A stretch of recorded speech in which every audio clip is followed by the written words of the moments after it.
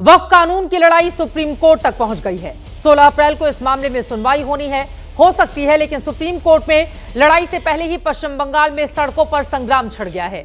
आज एक बार फिर से पश्चिम बंगाल के मुर्शिदाबाद में वक्फ कानून को लेकर हिंसा हुई है। मुर्शिदाबाद के सुती में हाईवे पर जाम लगा रही भीड़ को हटाने के लिए जब पुलिस मौके पर पहुंची तो उसको निशाना बनाया गया। भीड़ ने पुलिस वालों पर पत्थरबाजी शुरू कर दी। इससे पहले कल मुर्शिदाबाद के जंगीपुर में जो हुआ वो हर किसी ने देखा। सड़क जाम कर रही भीड़ को हटाने पहुंचे पुलिस वालों को निशाना बनाया गया, उनकी गाड़ियां जला दी गईं। जिस बात का अंदेशा जताया जा रहा था उसे बंगाल में अंजाम दिया जा रहा है। वक्फ कानून को लेकर जो अफवाह फैलाई जा रही थी उसका नतीजा अब सामने आ रहा है। इन सब के बीच आज कांग्रेस के अहमदाबाद अधिवेशन में कांग्रेस अध्यक्ष मल्लिकार्जुन खड़गे ने वक्फ एक्ट को लेकर सरकार पर जबरदस्त निशाना साधा। खड़गे ने आरोप लगाया है कि जरूरी मुद्दों को छोड़कर सांप्रदायिक ध्रुवीकरण के लिए संसद में सुबह तक बहस कराई। लोकतंत्र को धीरे धीरे खत्म किया जा रहा है। आज महादंगल में पूछेंगे, क्या वक्फ कानून पर तुष्टीकरण वर्सेस ध्रुवीकरण की लड़ाई है? क्या वक्फ पर विपक्ष तुष्टीकरण की राजनीति कर रहा है? क्या वक्फ पर सरकार ध्रुवीकरण को बढ़ावा दे रही है? सवाल यह भी है कि वक्फ को लेकर आग कौन लगा रहा है? चर्चा की शुरुआत करने के पहले किस तरह से जुबानी वार पलटवार हुआ है वो सुनिए। The bill is passed.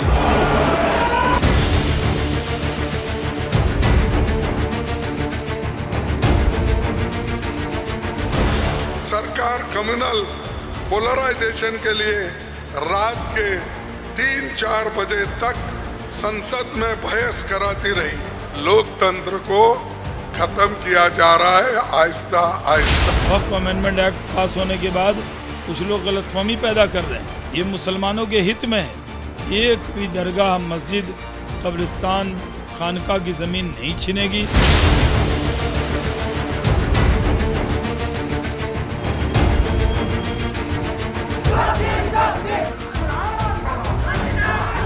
आप लोगों को दिल में दुख हुआ है वक्फ प्रॉपर्टी के लेके। आप भरोसा रखिए, बंगाल में ऐसा कुछ नहीं होगा जिसमें कोई डिवाइड एंड रूल होगा। हमारा इधर में 33% माइनॉरिटीज है, तो हम क्या करेगा? उसको निकाल देगा? कैसे निकाल सकते हैं? কালকে জঙ্গিপুরে কি হলো? এমএলএ আপনার, এমপি আপনার, বেচারা পুলিশদেরকে গাড়িগুলো পুড়ালো হলো, ৭৪টা হিন্দু দোকান ভাঙলো, লুট করলো। আপনার মুখে একটা শব্দ নেই কেন?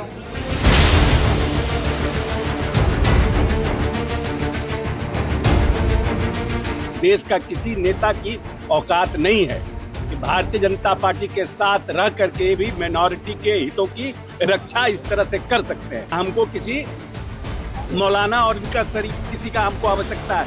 हम जनता के लिए काम करते हैं। अशोक चौधरी जी जो बात बोल रहे हैं उन्होंने स्वयं स्वीकार कर लिया है कि भारतीय जनता पार्टी मुस्लिम हितों की रक्षा नहीं करती है। देश में वक्फ संशोधन विधेयक को अधिसूचित किया गया और उस दिन आप ईद मिलन समारोह में खुशियां मना रहे थे।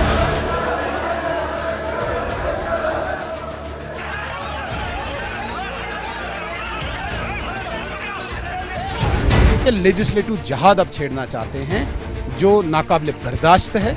लेजिस्लेटिव जहाद की कोई जगह नहीं यहाँ पे। इस लेजिस्लेटिव असेंबली को जहाद का अड्डा नहीं बनने देंगे। जो हाउस में नहीं हो सका वो हम हाउस के बाहर करते रहेंगे।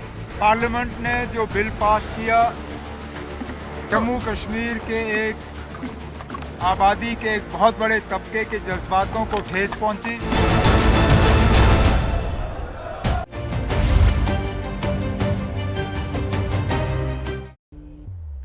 विरोध लगातार जारी है इस मुद्दे को लेकर। इन सबके बीच कुछ देर पहले राहुल गांधी की ओर से बड़ा बयान दिया गया है।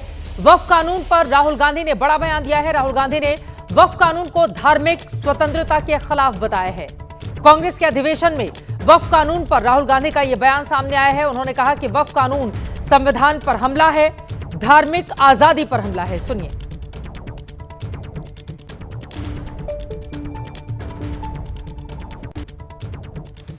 वक्फ बिल फ्रीडम ऑफ रिलीजन पर आक्रमण है, कॉन्स्टिट्यूशन पर आक्रमण है।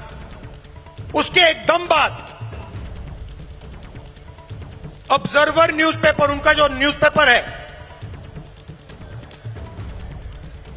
ऑर्गेनाइजर, सॉरी ऑब्जर्वर नहीं, ऑर्गेनाइजर में लिखते हैं कि अब जो क्रिश्चियन कम्युनिटी है उनकी जमीन पर हम आक्रमण करने जा रहे हैं। और उसके बाद जो हमारे सिख भाई हैं आपके पास भी आएंगे। तो आप ये मत सोचिए कि ये आप पर आक्रमण नहीं है। और ये एंटी कॉन्स्टिट्यूशन है और anti freedom of religion act है और ये देश के सब लोगों को मालूम होना चाहिए। तो कांग्रेस के अधिवेशन में बड़ा बयान राहुल गांधी का सामने आया है, लेकिन इन सब के बीच आपको यह भी बताते चले कि वक्फ को लेकर प्रधानमंत्री नरेंद्र मोदी की भी प्रतिक्रिया सामने आई।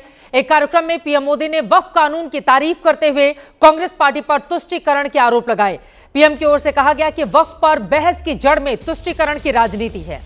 इस तुष्टीकरण की बीज स्वतंत्रता के समय ही बो दिए गए थे। कांग्रेस पार्टी ने तुष्टीकरण की राजनीति से अपनी सत्ता हासिल की है। सवाल है कि तुष्टीकरण से आम मुसलमानों को क्या मिला, यह भी प्रधानमंत्री नरेंद्र मोदी की ओर से पूछा गया। और साथ ही वो ये भी कहते हैं कि वक्फ कानून में 2013 के संशोधन भू माफिया को खुश करने के लिए किया गया था, जो यूपीए सरकार के दौरान हुआ था। पीएम मोदी ने कहा कि वक्फ कानून सामाजिक न्याय के लिए बड़ा कदम है और जिस तरह से संसद में घंटों घंटों इस पर चर्चा हुई है, वो ये बताता है कि आगे आने वाले वक्त में नए वक्फ कानून से गरीब मुसलमानों के हकों की रक्षा की जाएगी। 2025 के पहले 100 दिनों में वक्फ कानून पास कराना बड़ी उपलब्धि है। प्रधानमंत्री की ओर से यह बड़ा बयान सामने आया है, लेकिन इन सब के बीच आपको बताते चले वक्फ कानून पर हंगामा लगातार है बरपा और इन सब के बीच सुप्रीम कोर्ट की दहलीज पर भी कई याचिकाएं जा चुकी हैं। सुनवाई कब होगी, कैसे होगी, क्या फैसला आएगा, ये सबसे बड़ा सवाल मौजूदा वक्त में कायम है।